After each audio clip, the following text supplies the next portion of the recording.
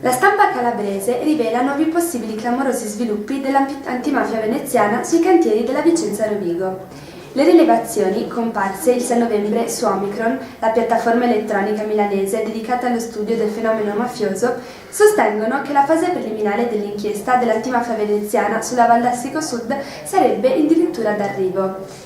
I magistrati ipotizzano che la criminalità organizzata si sia infiltrata nella gestione di appalti e concessioni, soprattutto per lo smaltimento dei rifiuti.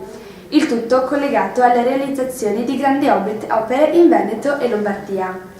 Sotto il manto stradale dell'autostrada Brescia-Padova sarebbero finiti scarti di fonderie e acciaierie, materiali altamente tossici.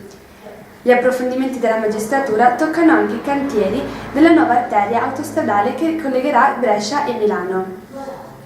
I dossier presentati in procura qualche mese fa dimostrerebbero che sotto la superficie autostradale si trovano centinaia di tonnellate di scorie, tutte sepolte 1 metro sotto la superficie autostradale.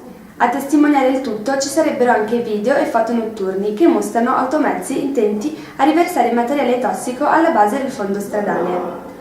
Secondo una rivelazione di affariitaliani.it, a finire nel mirino dell'antimafia veneta ci sarebbero anche 2 grandi aziende, una vicino alla Lega Nord.